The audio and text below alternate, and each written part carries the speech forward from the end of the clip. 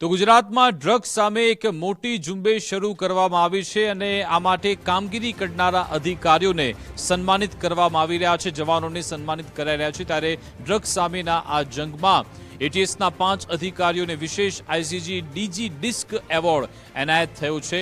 119 kilo cocaine ઓપરેશનના હીરોને સન્માનિત કરવામાં આવ્યા છે। ડ્રગ્સ નેટવર્કનો પર્દાફાશ કરનારી આ ટીમ જેનું સન્માન કરવામાં આવ્યું, એમની કામગીરીને બિરદાવવામાં આવી।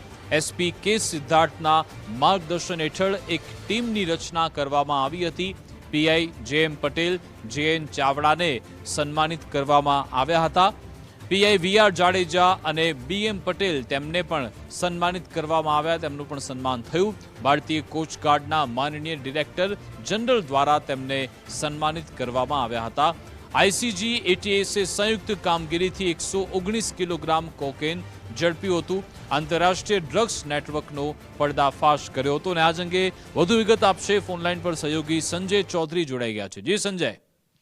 વિકાસ, ડ્રગ્સ વિરોધી સરકારની ઝીરો ટોલરન્સની નીતિ અપનાવી છે અને ત્યારથી જ જે બહારથી ડ્રગ્સની હેરાફેરી કરવામાં આવે છે, ખાસ કરીને ગુજરાતનો જે દરિયા કિનારો લાંબો છે ત્યાંથી ડ્રગ્સ ઘુસાડવા માટેની પ્રયાસરત હોય છે આંતરરાષ્ટ્રીય ડ્રગ્સ માફિયા। પરંતુ ગુજરાત એટીએસ અને ઇન્ડિયન કોસ્ટ ગાર્ડની જે ટીમો છે તેમને કામગીરીને લઈને જે ઉત્કૃષ્ટ કામગીરી બતાવી હતી। મુન્દ્રા પોર્ટ પર મેની અંદર કામગીરી જે કરી હતી અને 119 કિલોગ્રામ કોકેન ઝડપી પાડી હતી, તે બદલ એટીએસના 5 અધિકારીઓને આઈસીજી ડિસ્ક એવોર્ડથી સન્માનિત કરવામાં આવ્યા છે અને જે એસપી કે સિદ્ધાર્થ છે તેમના માર્ગદર્શન હેઠળ ટીમની રચના કરવામાં આવી। આ ટીમમાં શરૂઆતમાં મુન્દ્રા પોર્ટ પર બાતમીના આધારે તપાસ કરી હતી, ત્યારબાદ એક અલગથી ટીમ બનાવવામાં આવી હતી અને યુરોપ નામના કાર્ગોમાં મોટી ડ્રગ્સનું કન્સાઇનમેન્ટ આવ્યાની સમાચાર હતા અને ત્યારબાદ ત્યાં તપાસ કરતા લગભગ 119 કિલોગ્રામ જેટલું કોકેન જપ્ત કરવામાં આવ્યું હતું। આઈસીજી ઇન્ડિયન કોસ્ટગાર્ડ છે તેમના દ્વારા થઈને એટીએસની જે કામગીરી હતી તે બદલ એટીએસના અધિકારીઓને પણ